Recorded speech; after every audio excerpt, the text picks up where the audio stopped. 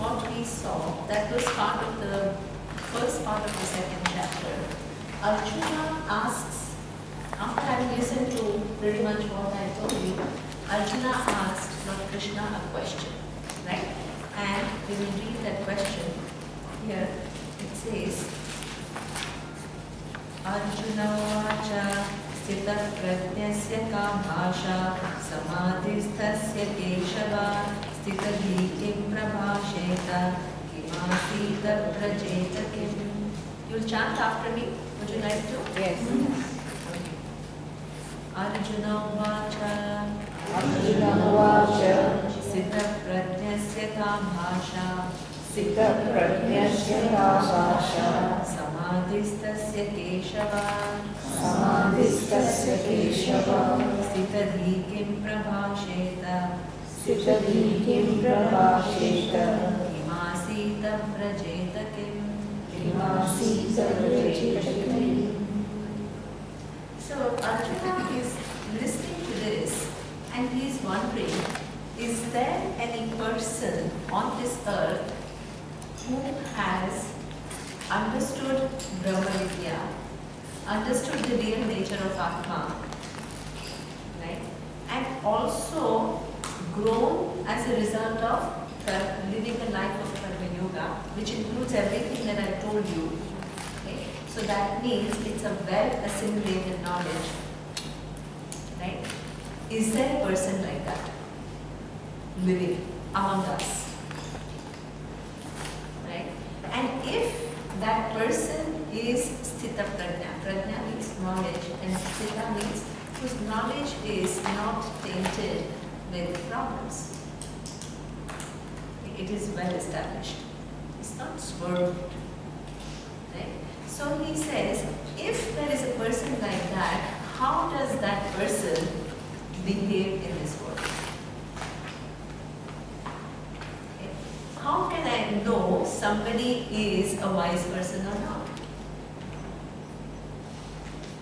Okay. And what is, he uses this word, Sthita kim prabhasheta. How does he talk? And he says, how kim asita, how does he sit? Vrajeta, how does he walk around? How does he move around in the world? This is Arjuna's question. Right? So that means we all want to, let's say, learn from wise person. But who is the wise person is a big question. And how do you recognize the wise person? That is another big question. Right? Generally, what do we go by? You think you connect wisdom with age, right? The older person is more wise. Is it true? No. No, not necessarily, right? Then what is the other thing that we judge the wisdom by? Education. That's, yeah, okay. The way he lives, he conducts himself. That's it, right? So generally, we go, the first expression, actually it's very interesting. The first impression is all external, right? So that's why there is a very deep kind of, psyche in us where we think the minute you see a person with long beard, long white beard, right? Wearing some, this orange clothes, you automatically think what? There is a deep psyche that exists where you think what? That this is a enlightened person, right? Do you think this is true? No. Right? So that means this, if this is not the case, then it's far more subtle than that. Who is the wise person is not, you can't judge by the clothes that the person is wearing, you can't judge by the beard that the person has, you can't judge by the age of that person. It's far more subtle, right? How that person conducts oneself and what the person understands of oneself, of the universe and the nature of the cause of the universe. That's what makes the person wise. Okay, so now Lord Krishna has to do this job and make it from a very gross kind of a description of a wise person to a very subtle description of a wise person. Right? So he starts doing it. Let's see how he is replying and what is his answer. Okay? Shri Bhagavan Uvacha Prajahati Yada Kaman Sarvan Partha Manogatan Atman Evatmana Tushtaha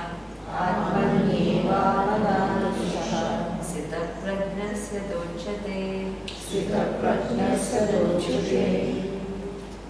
Very beautiful explanation of a wise person. Okay. So here he says, Prajahati Yada Kama. Kama means the desires. Okay. And what kind of desires? Manogata. Manogata means that which rise in the mind. Okay. Then he says he is able to give up. Now when you don't understand it correctly, what happens, you translate it as a wise person doesn't have desires. It's not true. This is why you need subtlety of the whole thing, otherwise you make something which is so sophisticated and highly simplistic. Can you say that last? Yeah. Okay. Manogatan Kama. Manogatan means the desires which rise in your mind. The person is able to give up at a will. Doesn't mean you should not have desires. There is a very big difference between these two sentences. What it says is the desires which already arise in the mind, he is able to. Does it mean he always has to give up? No. No, exactly. So that means there is some mastery over one's desires. Right? What is this mastery over desires that we are talking about? Desire is manogata. That means it arises in the mind. It's automatic. You go out there, if you are interested in, let's say you're a fashion designer by profession, and you go out there and you see an elegant place where people are dressed well, you will naturally look at it, right? You will naturally desire to look and see how people are dressing. There is nothing wrong in it, right? So that means desires, according to our Prakriti, we are going to have desires. Spirituality is not about curbing all your desires. Because imagine, again as I told you, imagine a world without people doing things without anything in mind. That is actually a crazy thing. Now imagine a world where nobody has desires. What world would it be like? You have zero desires. You're privileged to desire. Exactly. Mechanical, like. Sorry? Mechanical, you just go. It will be totally mechanical. No joy. No nothing, no striving, no nothing. Everybody is just like zombie, just walking around with no desires. You wouldn't have come to the retreat. Exactly. Right? So therefore, Lord Krishna is certainly not talking about desirelessness in case of a wise person. Okay?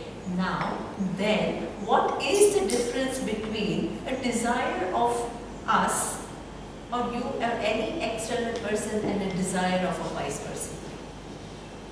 Discernment. Sorry? Discernment, knowing when to. Exactly. That discernment, a desire rises in your mind. Generally what happens is that desire begins to control you. Begins to Control you. Right? So that then everything, the whole Bhagavad Gita is talking about Raga and Dvesha. Raga and Dvesha means, Raga is something which I like and Dvesha is something that I don't like. These are my desires, right? desires of something that I like and desire to get rid of something that I don't like. Whatever I desire, I want two things. One is yoga and the other one is Shema. If I desire something, I want to have it. Right? And if I have it, then I want to keep it with me. So much of your life efforts go in getting what you desire and keeping what you desire. And what you don't desire, what don't you desire? Illness, right? Aging, right? So you have so many things that you don't desire, then what the whole life goes in what? Getting rid of something that you don't desire and what? Not having it. If you have it, you want to get rid of it, and if you don't have it, you want to keep it away. So your whole life is what? Managed by those desires. Yoga, Shema, getting what I like, retaining what I like, not getting rid of what I dislike, or not having in the first place what I dislike. Right? Now, if I like something, generally, what is my disposition? You call this person a high achiever. At whatever cost, I have to have it. What may come, I'm going to get it. This is what we call go-getters. In fact, there is nothing wrong in also working towards what you desire. You can't just be passive and say, oh yeah, desire has come, right? But when do you know whether the desire manages you or you manage the desire? Obsession. Exactly. So let's come back to morning example, and that is you desire a promotion, very legitimate. You can work and you can do what you can to get the promotion that you want, legitimate. Okay? But if your desire for promotion is so strong that you don't mind cutting corners and manipulating your boss and saying something actively bad about your colleague, what happens? This desire is not put in perspective. The desire manages you. Desire has totally taken over and you have lost your capacity to discern whether to go with it or not to go with it.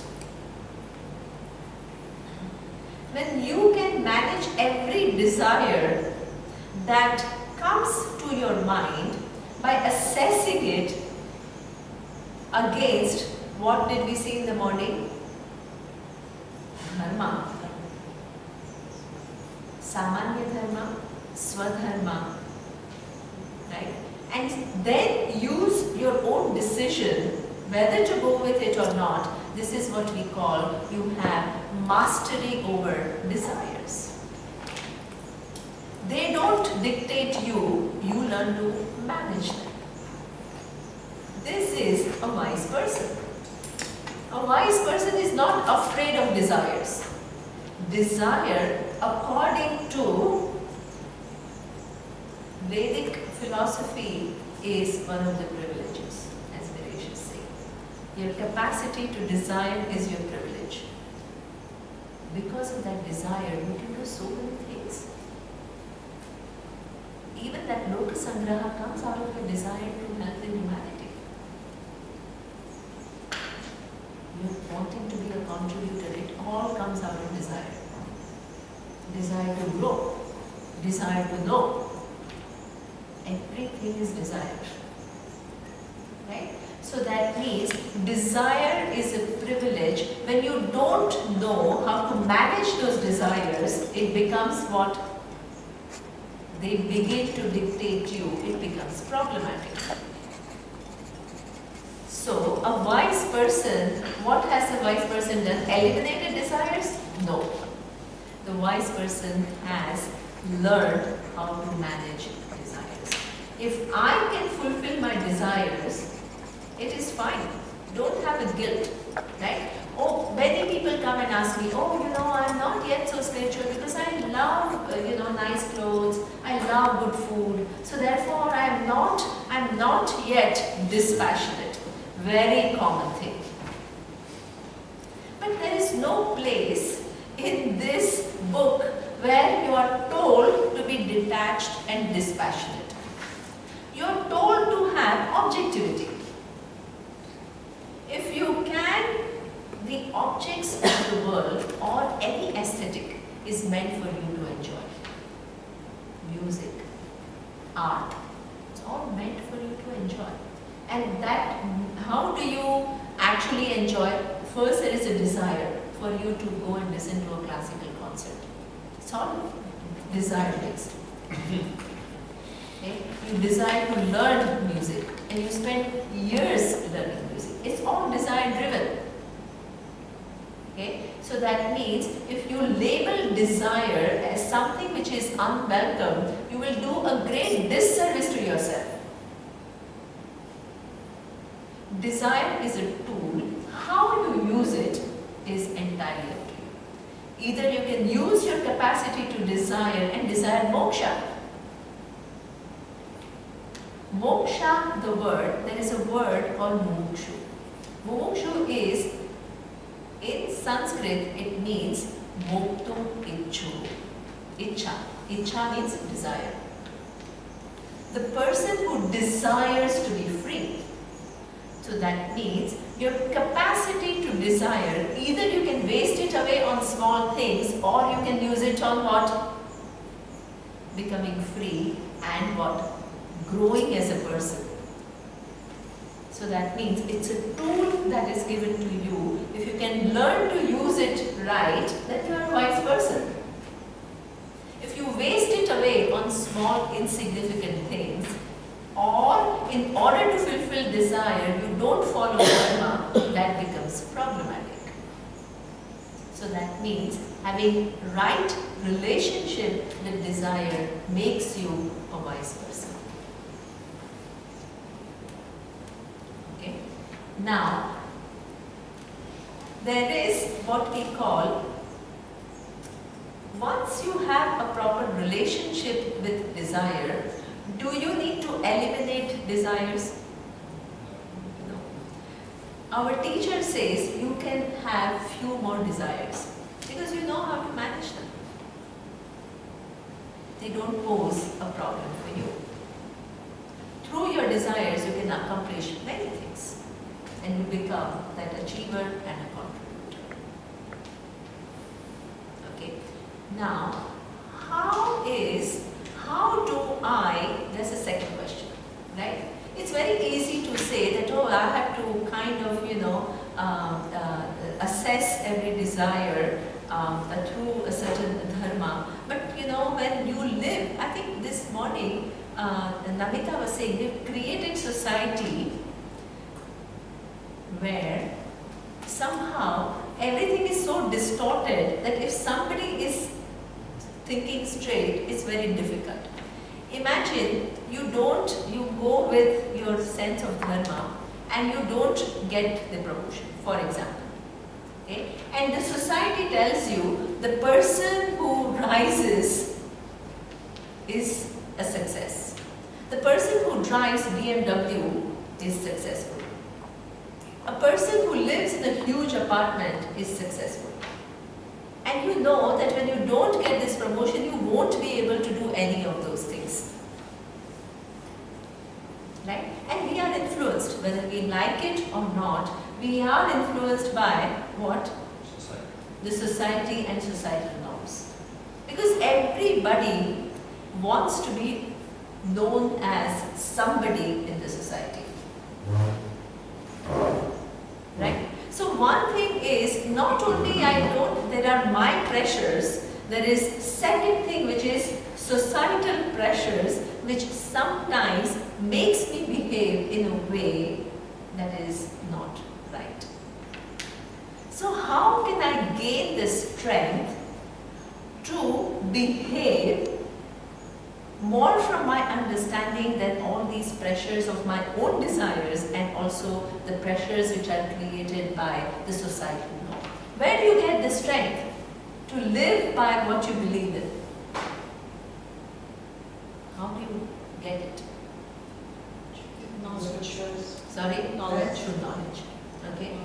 So this knowledge, they make you analyze something else.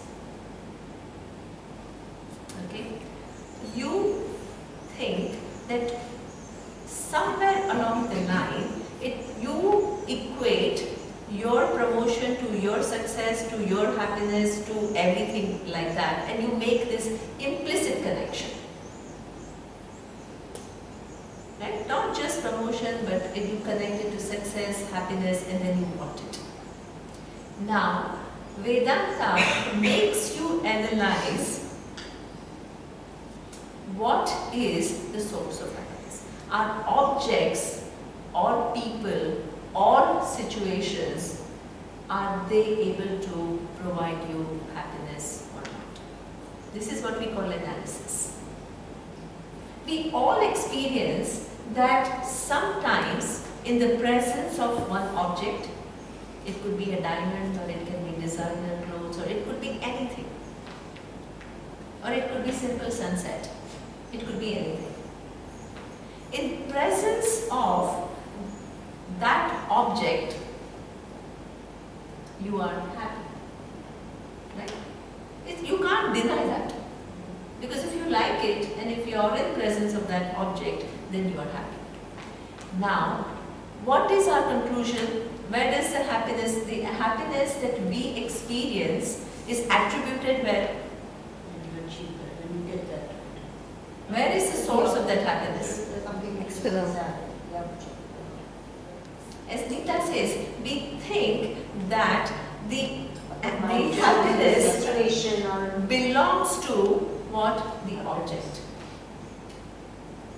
Right? Why? Because in the presence of that object, I feel happy. So what is my conclusion? This object is source of happiness. Right? Now Vedanta makes us analyze and say, hey, nobody denies the fact that in presence of either an object or a person or a situation, you feel happy. But the conclusion that that happiness belongs to the object is erroneous. Why? It is erroneous because if that object had the intrinsic capacity to make you happy, then your life is easy. You just have that object with you all the time, and what? You have ensured happiness for the rest of your life. Is it true? The very fact that the presence of that object at given point in time made you happy, but at times it doesn't make you happy, what does it show you? Temporary. That means the object has no real intrinsic quality called giver of happiness. Because if it intrinsically had the quality of giving you happiness, it should give you happiness at all times, as long as you are with it. And it should give equally happiness to everyone else, because intrinsically it has the capacity to give happiness. You may love designer clothes, for somebody else doesn't care at all. Doesn't even know that designer, and in fact she prefers to wear totally traditional clothes. They have no value. So in presence of that object that you get happiness, the other person is totally indifferent to it. Doesn't care. Right? The third person may hate it. No, I don't like it at all. That experience shows that you cannot attribute happiness to that object. Can you? Because if it did, just logic, right? It's not an advice. Let's see, this is just analysis.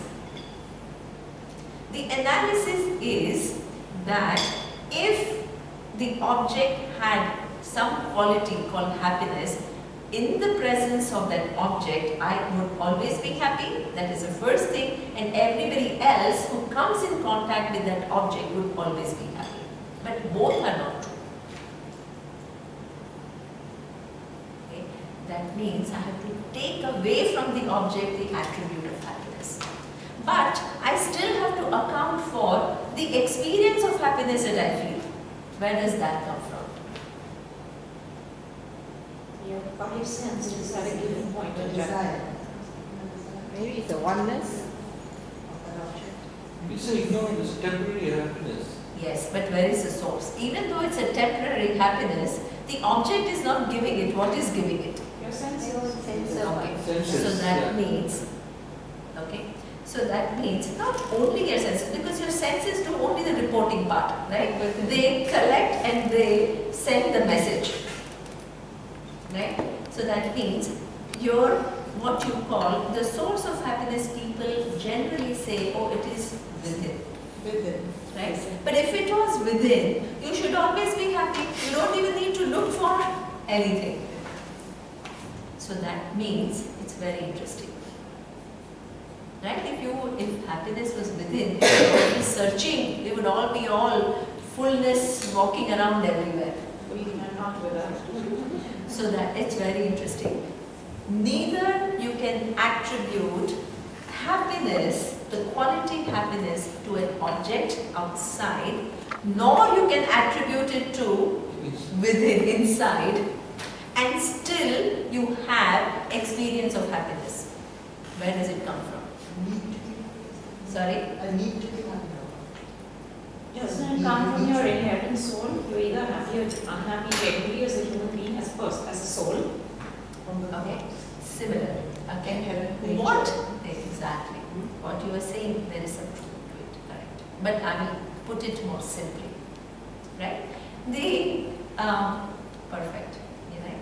So basically, what it says is this experience of happiness that we all feel in presence of something, okay, is a result of a temporary resolution of I want. Let's say, I want this object, I want this diamond ring, right? So it creates what? A desire in me, right? Then I want to at any cost go for it. When I get it, what happens is I feel happy. But as Viresh says, it's only temporary, right? What has happened in this temporary moment is this I want, the seeker me has got the sought. In this case, a diamond ring. So when there is a resolution of seeker and sought for that moment, this is what we call the experience of happiness. Like when you're just Because- getting married. Sorry? Like when you're just getting married, then later. Exactly. Absolutely. Right? You get married, really desire this person, and then after 5 years you ask that, and they say, More okay. things can be written than the Bhagavad Gita. Oh, all the vibes are So, okay. what happens is that is momentary, as Viresh says, because but when I get it, then I want something else. Again, that dissatisfaction. Again, I become a seeker. Then I strive for something else. And when I get it, there is a temporary resolution of seeker and the sought. In that temporary resolution of seeker and sought, I feel happy. Because that's where that wholeness of me, which is my own nature, is manifesting without any intervention. Because this wholeness, which is your nature, you don't know that is the nature, so how do you live your life as a small, insignificant human being who's always wanting things? Wanting objects, wanting people around that you love, wanting situations to be conducive, right? So on that fullness gets superimposed what you want. And that wanting self is searching and searching outside. The minute it is able to connect with what it likes, there is a resolution of that seeker. When that seeker is resolved temporarily, one's true nature is uninhibited. Okay? But the mind is such that it will have, by the time you get what you want, you will lose value for it and you want something else. Is it because the object is temporary itself? So that means the object is temporary, it's true, right? But what you have to understand is the source of happiness, you have to understand this. Okay? Neither you can say it is the object, nor it is your understanding of yourself as that who is seeking, that is also not source of happiness.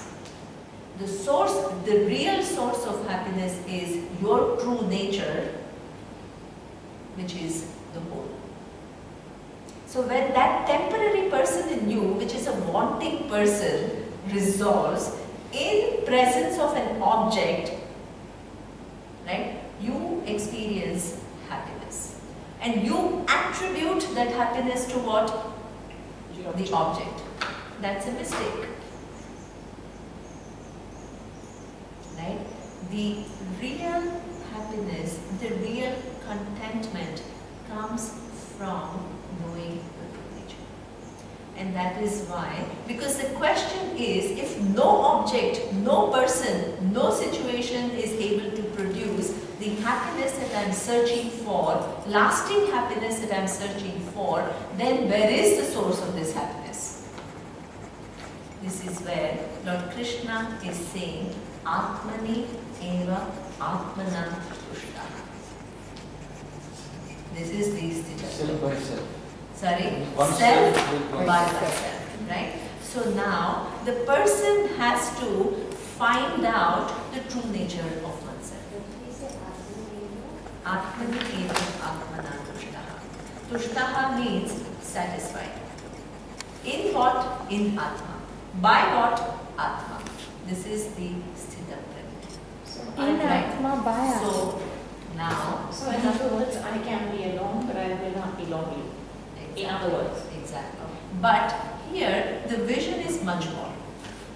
Right? The vision of Atma that Lord Krishna wants to convey is much bigger. This is where comes Brahma Vidya. So today I am going to start with this Brahma Vidya. Right? What is the nature of I? We live our life thinking, if I ask you, who are you? You define yourself. How do you define yourself? By what you have. What you have, what By you what you studied, achieved. Yeah. by Your name. your name, you know, exactly your profession. This is how each one of us defines oneself. And there is some truth to it. It's not, it's totally erroneous, but according to the vision of Vedas, there is a much bigger reality which is the truth of yourself. Okay? And what is that reality? That is that Atma, which is the whole. And you keep missing it. So now, there is a whole teaching which makes you see what your true nature is. So let's start. We start the inquiry now. The fact that you say, I'm this many years old, I'm getting old, I'm grey, I have wrinkles, right? All these conclusions that you have are related to what? Body. With your body, Yeah. right? So that means in your vision, you are as good as the body. Your equation is I am the body. There is no difference. Between I and body, it's all identical. Okay? What Vedanta says is, hey, examine a little bit more. Examine a little bit. That you have certain connection with one body, true. Nobody is denying it. Right? Only I can feel my pains, I can, whatever. That is no problem. But I am as good as the body is a conclusion. And how valid is this conclusion? So here again, science helps us. Because if you ask any scientist, what is a body? He will tell you it is a bunch of cells. Okay? Now, one cell, is it I or not I? Huh? Is it I? Is the cell I? Are you the cell or are you the observer of cell? You are the observer of the cell. That's why you can go and examine the cell. When you have, if somebody has cancer, what do? They examine the cells and see if they are growing erratically or not. Are you the cell? You can observe the cells and how whether they are growing properly or they are not. Right? So that means cell is something which is observed by me. In Sanskrit, you call it drishya. Drishya means something which is seen by me. Right? And there is what we call drik, the seer. We did it still. Right? So now, what is the confusion? That which is seen by me is taken to be the nature of the seer. Right? In fact, you can use science further to further substantiate this idea. A scientist will tell you that every 12 years, none of the cells that you have in the body exist. So every 12 years, the body totally regenerates. Right? That means none of the cells that you were born with exist in your body now. If you were the cell, what would happen? With the going of the cell, what will happen?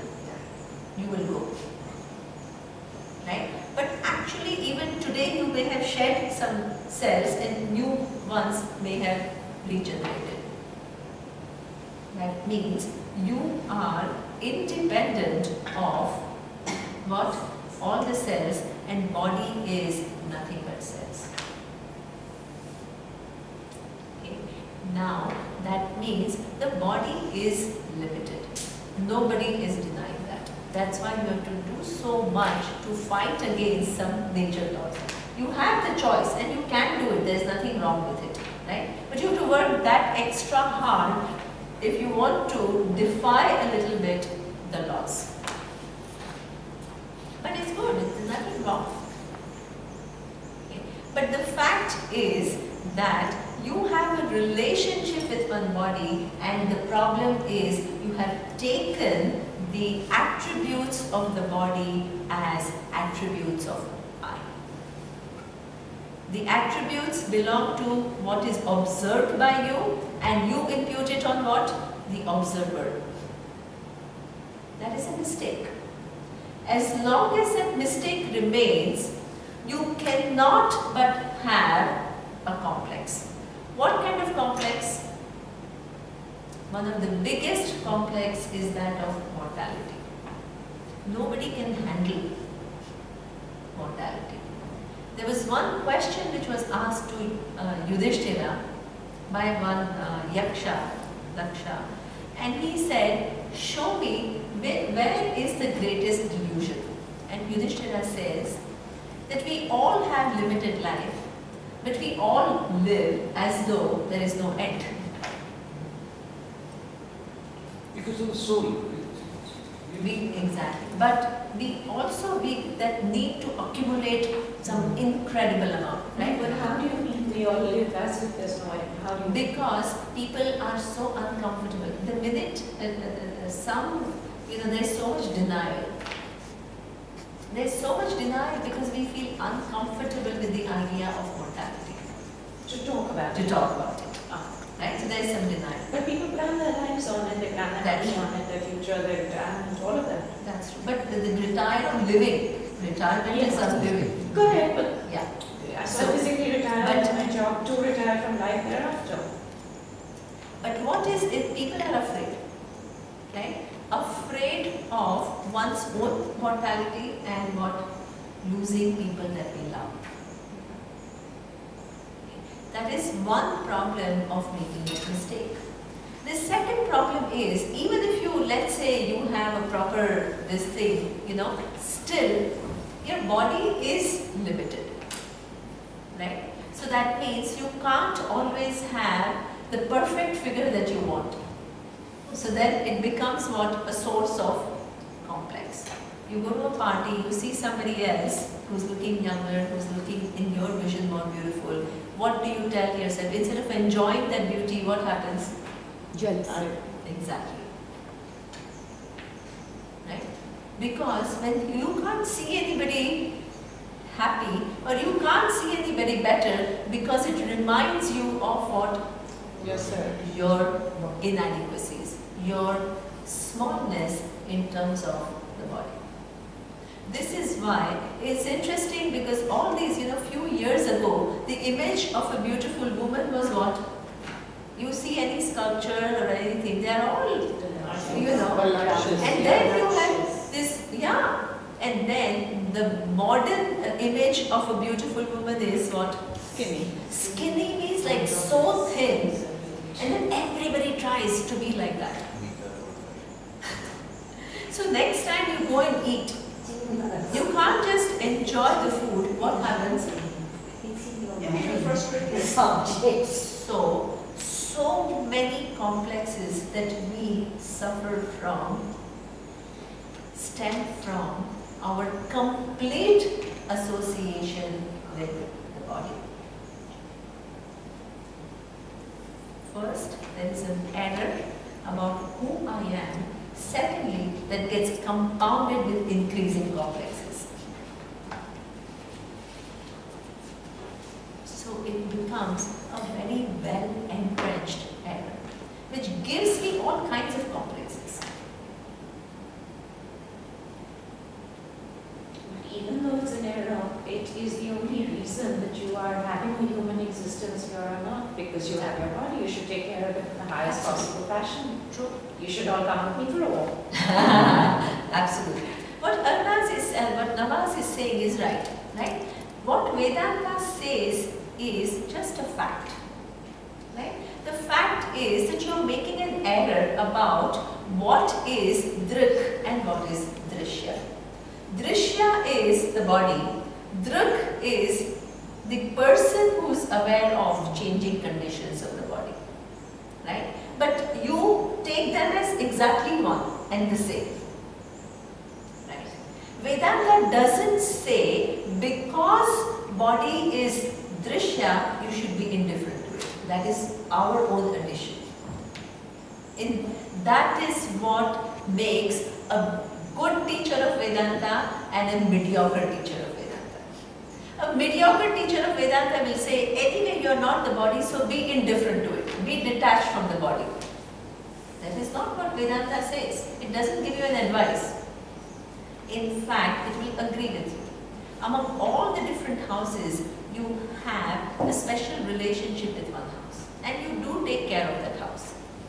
You need to keep it nice and clean and beautiful. But that doesn't mean you become the house. Yeah. Right?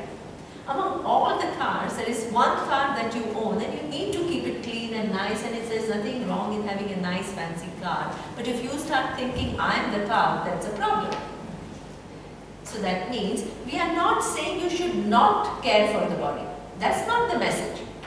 But that you should be indifferent to different conditions of the body. That becomes an advice. What Vedanta says is, there is a fundamental error that we make. Drishya Viveka we don't have. The discrimination between who is the seer and what is seen is all mixed up in our mind. Okay? For the wise person, that difference is very clear. Okay? Now, the second notion that we have about who I am is with reference to what? In a relationship. Excellent, right? So all these things that you define by that I'm an engineer, I'm husband, I'm wife, I'm parent or whatever, it is all with reference to relationships. Relationships, your skills, your abilities, right? So that means it refers to the condition of your mind. Right? How am I able to relate with you? How do I relate with you? Through talking, through, engaging in communication, all of that is, the ability of your mind. So that means you conclude that I am as good as the mind. What Vedanta says is, mind is an instrument, it's a tool.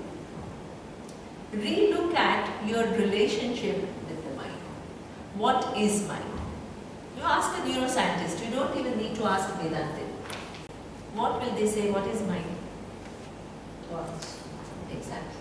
Right? There is one thing which is what we call the physical mind, the physical brain, which I showed you in the morning, it's all neurons. Is one neuron you? No. If one neuron is not you, a bunch of neurons which are connected through all these electrical and chemical connections is also not you. Right? And what that neurons are not just ordinary cells, right? They are capable of making you think about things. So that means mind, as Preeti says, is thoughts. At subtle level, at physical level it is neurons, at subtle level it is the thoughts. Okay. Now, what is your relationship with a thought?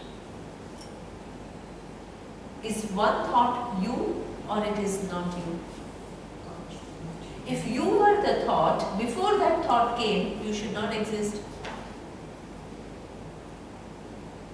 And when that thought goes, you should cease to exist.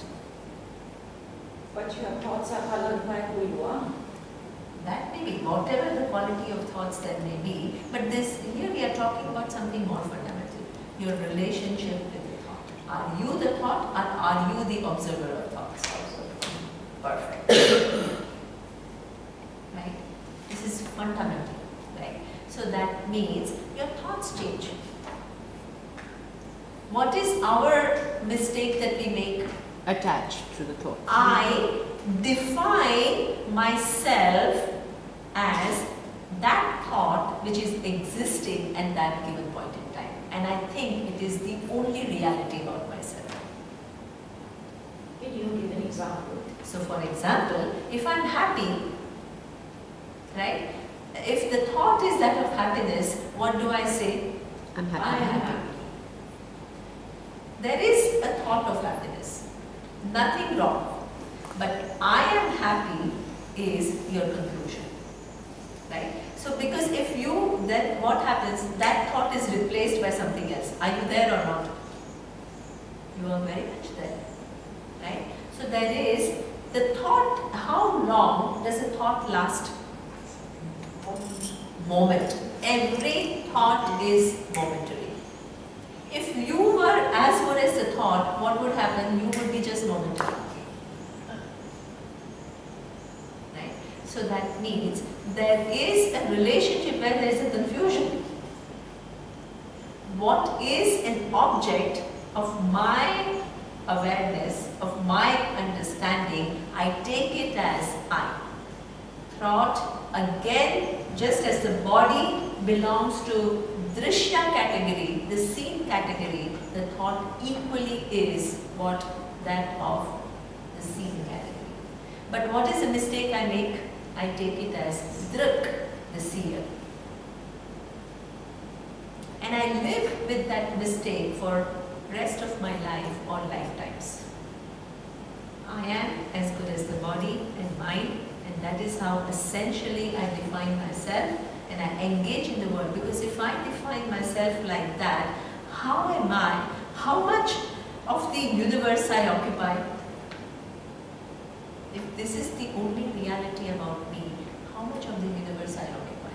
Just that much. That much in this vast universe. I'm so insignificantly small. No matter what I do, what I get or what I don't get, it is inconsequential. But if I'm making a mistake about who I am, and I'm highly restricting myself by the condition, the limiting condition of the body and mind, and if my nature is much more than that, then what what choice do I have but to know my true nature accurately?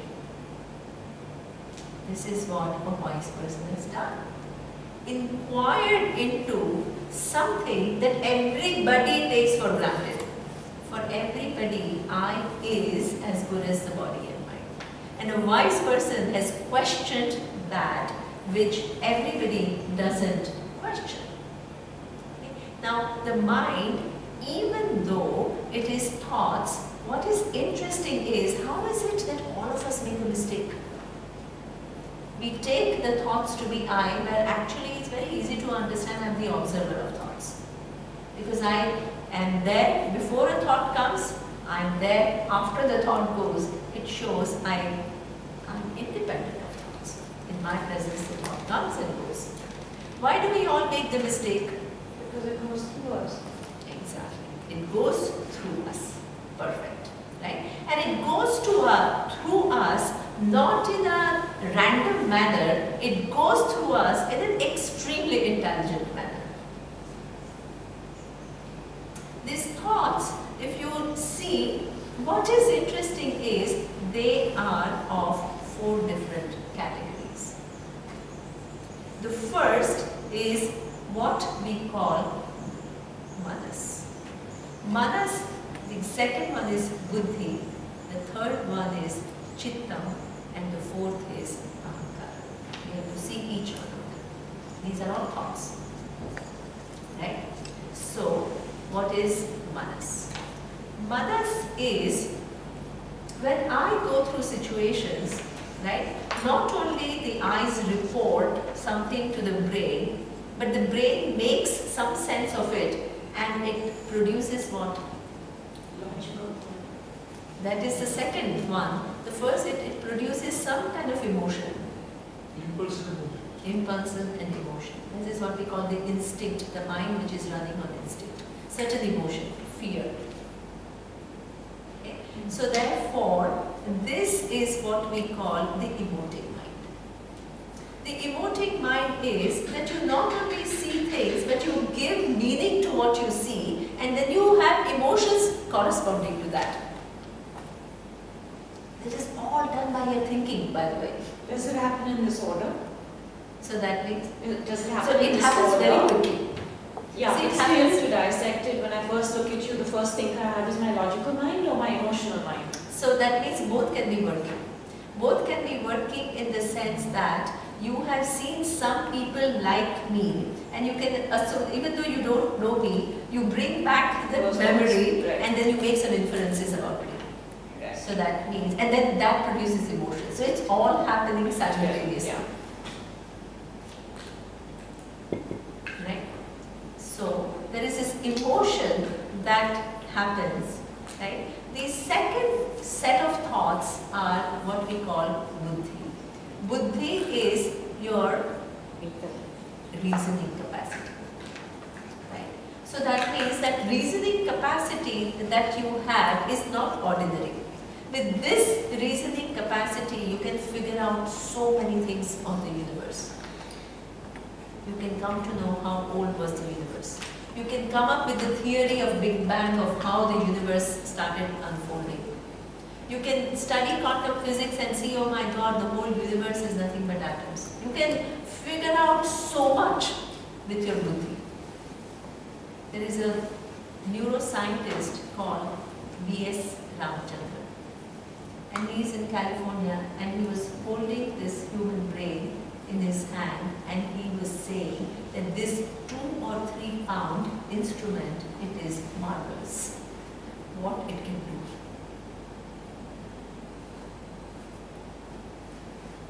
It can just look into the universe and think about things that, like how sometimes you imagine everything that you have here, right? All this building architecture and all, so much knowledge that is accumulated over a period of time that goes into what? You need to know mathematics, you need to have sense of aesthetics, you need to have so much, the lighting, everything is so much knowledge.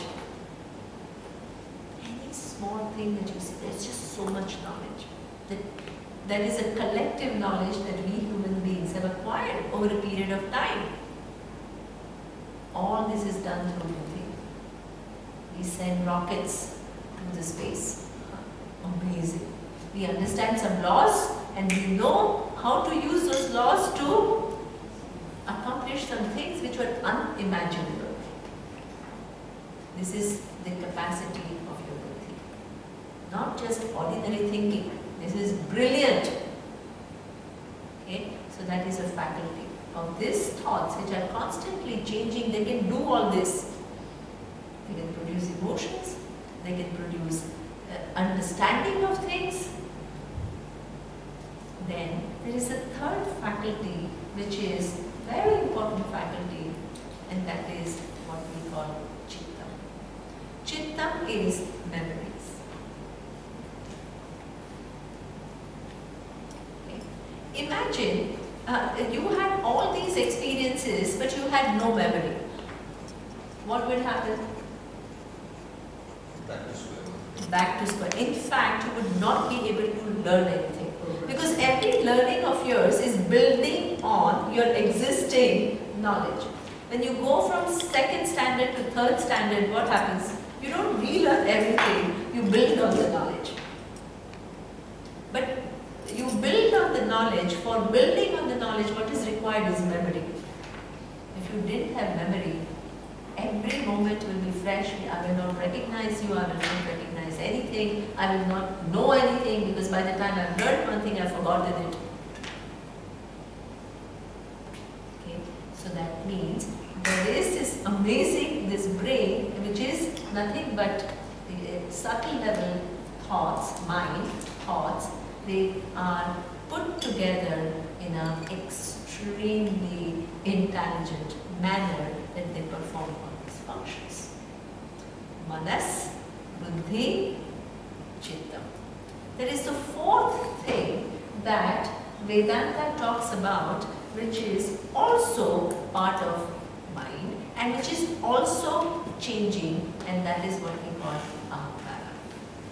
Ahankara, in our colloquial languages, we use it in the sense of pride. In Vedanta terms, you don't use it as pride, it only means aham is I and kara means sense of I. What is this sense of I that Vedanta is talking about?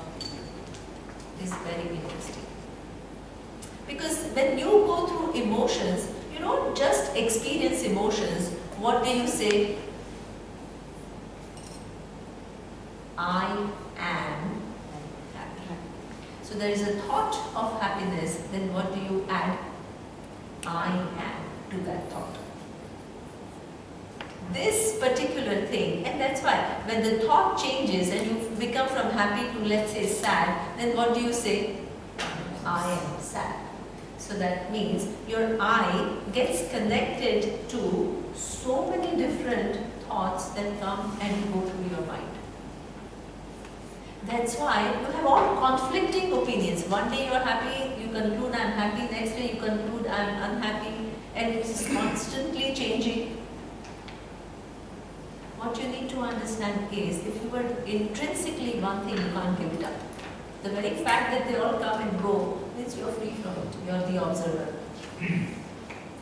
But your conclusion is, I am as good as that thought. So that your I sense gets that ahankara, makes you connect your I to the emotion.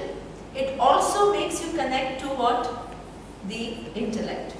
So there is one thing about sitting in the class and understanding things accurately, but there is second process which is simultaneously going on, where you tell yourself, oh, I'm intelligent. That means your I sense got connected to what?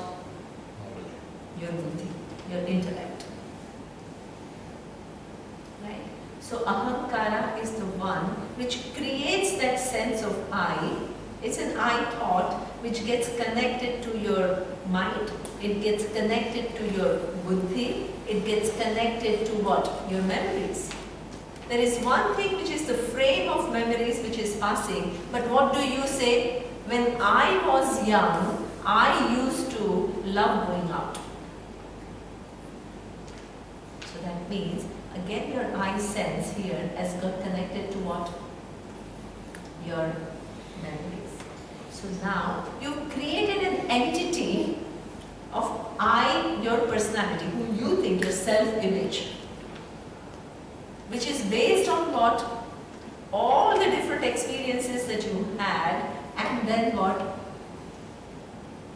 All the different emotions that you had over a period of time, all the different capacities that you have acquired over a period of time, all the memories that you are holding with you, and that becomes your sense of I.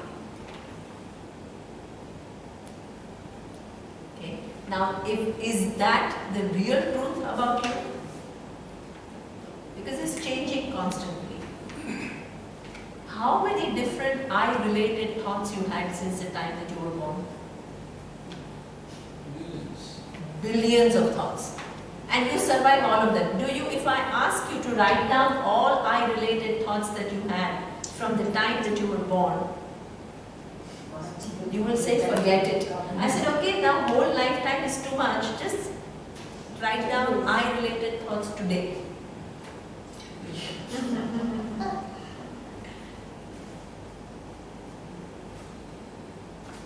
That means you don't even remember what all you have imposed on I. And what you had imposed, if it was really the reality, then that was the intrinsic nature of I. You will not find yourself away from it. But right now it's not even there in your mind anywhere. Right? So therefore, all these conclusions that we have are a mistake. A wise person is the one who is not fooled by this experience of connection with one body and mind is a given. But because that special connection is given, I am as good as body and mind is a conclusion of an unwise person. That I am something, observer of changing mind and changing body. I am something much more than that is a conclusion of a wise person. Now, the next question is, if I'm not the body or mind, who am I? The soul. Sorry? The soul. Okay. Now, soul is an English word. It gives a certain idea. Right? So, let's listen to Vedanta. Let's listen to Vedanta and let's see what it has to say. Because soul creates a certain kind of, I don't know, I mean it must create some kind of a vision. What Vedanta has to say is something that Atma is Brahman. That you need to understand. Right? So we'll understand. We'll inquire and we'll That understand. translates as the soul is part of God. No? That's not the translation. Okay? So we'll see that a little bit later, but now we are inquiring into the nature of I. The nature of I, if this who I am is the observer, I need to ask this question, what is the nature of that observer? Because initially I thought the observer was who? The body and the mind. Now I say actually the body and mind is the observed, it is not the observer. So now what is the nature of observer? In this question, you need to understand what is the contribution of Vedanta. Okay. That I am, do you think Vedanta is making you recognize that Atma I am is? No. Before you came to Vedanta, you already knew I am.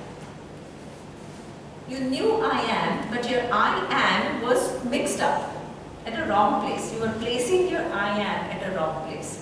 What Vedanta does is to free that I from that wrong attribution and puts it in its right place.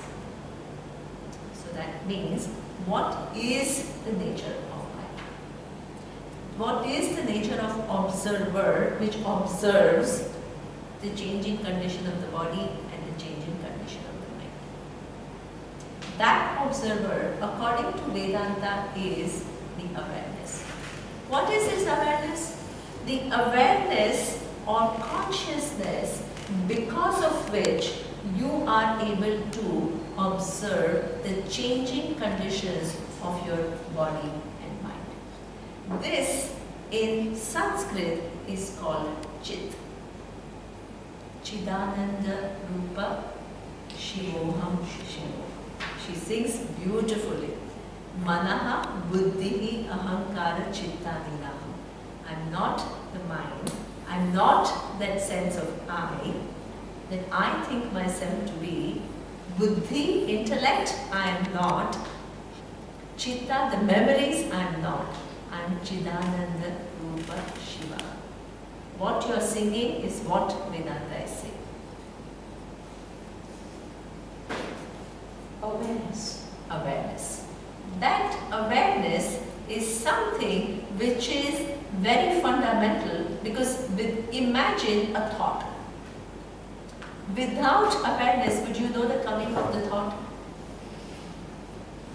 No. Without awareness, would you know the presence of the thought? But When what the- happens to somebody who has Alzheimer's or Steve Richardson's or whatever? They have Yeah, no so awareness. that They means still have they- soul. No, they have awareness. They don't have Memory. the abilities The of the memory is mind. not there. Exactly. So that means those functions are impaired. But they don't even have awareness. They don't know when they're coming home or even know. No, because What has the to do mind, with the sensations? awareness that you are talking about is the thought processes. The thought processes are impaired. The functioning of the brain, because of the thought processes, that is impaired. We are talking about something more fundamental here. It's electricity. So, sorry? Awareness is visible. Everything is functioning from that platform. Exactly. So there is this awareness because of which you come to know the coming and going of the thought. That is something which is independent of the thoughts. Right? Now, the question is, generally what we think is, when we die, the awareness goes. It doesn't go. The thinking, the mind goes, the body disintegrates, the awareness is not going. Even people in a coma are really aware. Exactly. But that aware is exactly, people in coma are aware, so the mind is not really, all the functions are not working, but that awareness, but we are not talking about that, is still an awareness which is qualified by something, but here what Vedanta is talking about is a very fundamental awareness.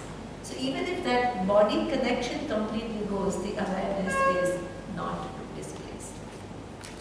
Right? Body is changing, it's coming and going. Now, the question is, if I am the awareness, Chit, which is independent of the body and mind, and if you are awareness, which is independent of your body and mind, if she is awareness, if he is awareness, independent of body and mind, how many awarenesses are there? Only one.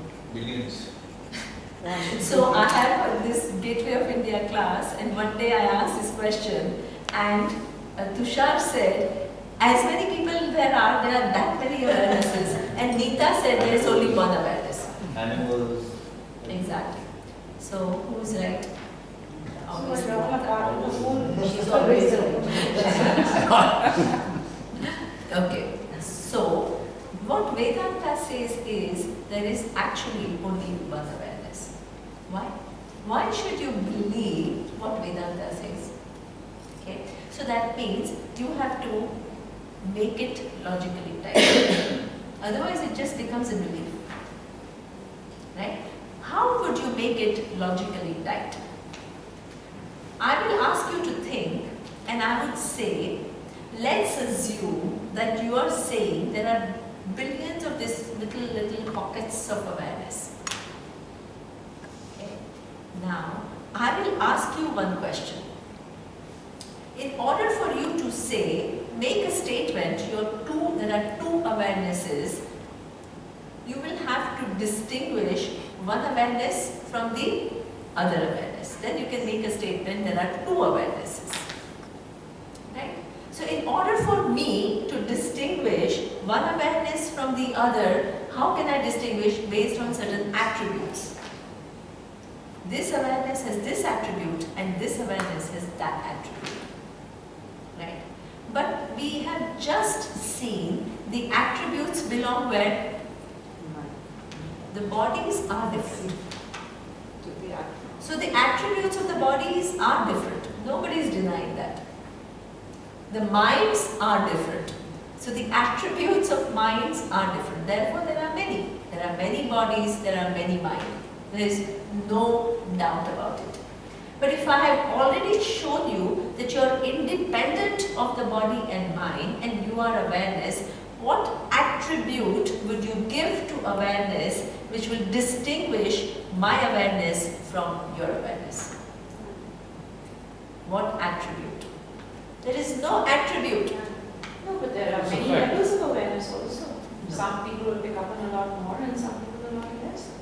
Sorry. So all What this is is what you awareness? are I'm not talking about is all the understanding. different In the mind. abilities of the mind. We are talking, see, that is the thing. Our orientation is so much So with, if you're saying awareness, you mean more of that. no. What do you mean? So what I mean is, there is one thing which is, see, we are, that awareness is one thing which is what we call Swataha Siddha.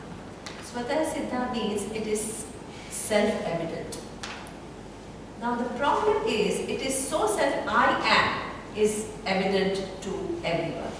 You don't need Vedanta, you don't need anything, everybody knows I am. Okay? The problem is that I am, which is self-revealing and self-evident, you have made it very small. So what Vedanta says is, hey, that conclusion, if you free yourself from that awareness as it is, which is your true nature, you will begin to understand. But you're so used to confining that awareness to the conditions of your body and mind that when Vedanta points it out, it's initially very difficult. Okay, am I understanding that what some religions call the soul, you're saying is actually defined as the awareness? But the idea of soul is that their soul are many. There's a bad soul and a good soul. Here we are talking about something different. Okay, so it's a consciousness. in other It is words. consciousness. Exactly. So it's, would you say that is energy and intention, right? Okay, it is, I would say, it is because of which, where do the intentions occur? In the mind. It is because of which all the intentions can take place. Right? Awareness is just pure. The problem is you can't appreciate, this is why you need Vedanta. Because in everybody's understanding, we are so used to confining that awareness according to whatever little universe that we have. What Vedanta says is, free that awareness from every different conclusion that you have, and it is one limitless. Where does awareness come from? That we will see. Right? Right now, you need to understand that you are that awareness. And that awareness is not many, it is one. It is Sat. It is not that it is not there, it is Chit. Chit means awareness and it is Ananta. Sat, Chit, Ananta or Ananta. Satyam, Jnanam, Ananta. This is the vision of Veda. The real I am Atma, is Brahman. What is Brahman? The Brahman word comes from the root Bruhi. Bruhi means big. Right? Big means how big? Because big is an adjective. When I use an adjective, the bigness that it conveys depends upon what?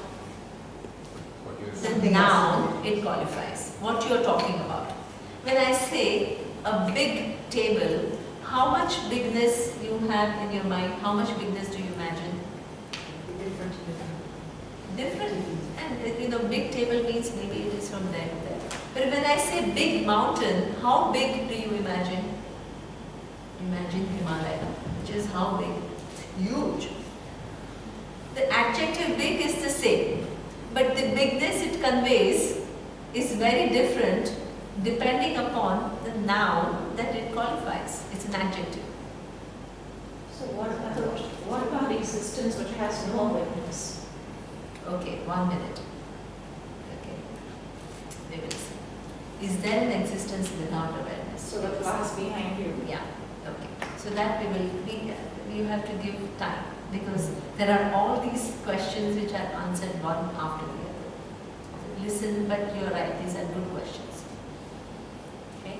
So that means that bigness means that it is an adjective. In this case, Brahman is used not as an adjective to a noun, but as a noun itself. What does it indicate? It indicates it is big without any limitation. So in the vision of the Veda, you are not one soul who is going from one body to the other. Please understand. You are Brahman.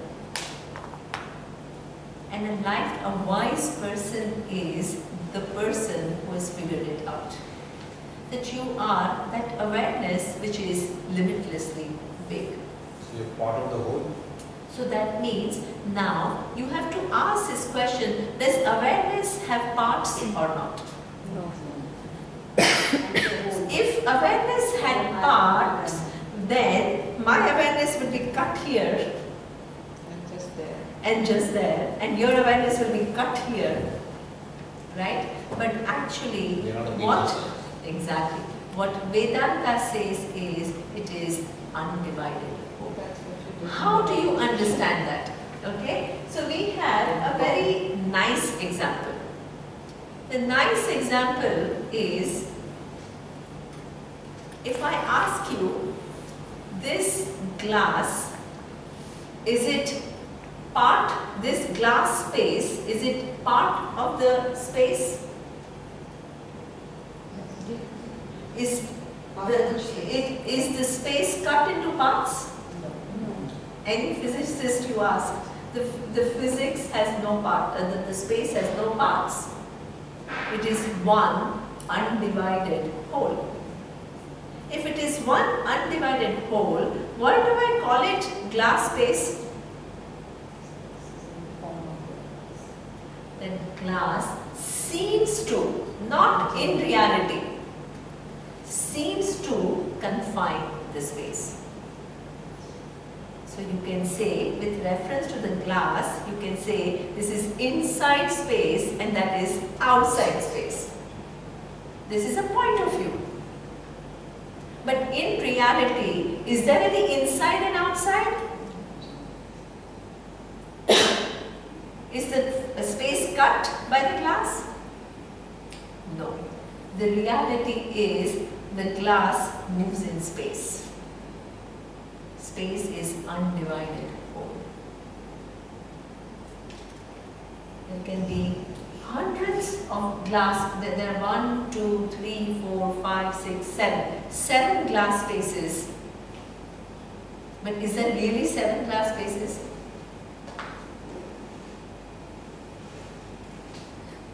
It's only one space. Physics.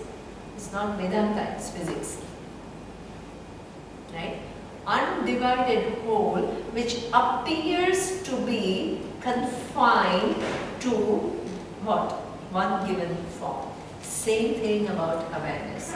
The awareness which is free and all pervasive, it seems to be confined to this body and mind. So you give that awareness a location and an attribute. Both are your conclusions which are based on error. Neither it has location nor it has attributes.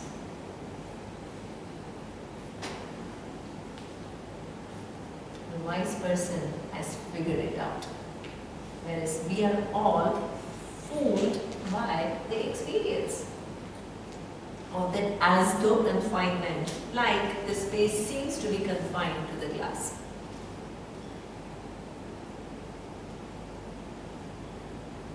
Okay.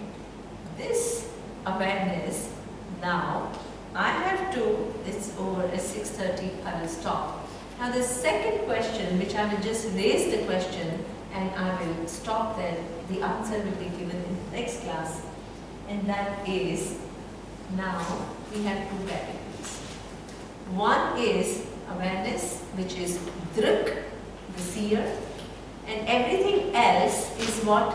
The seen. What is included in the seen category?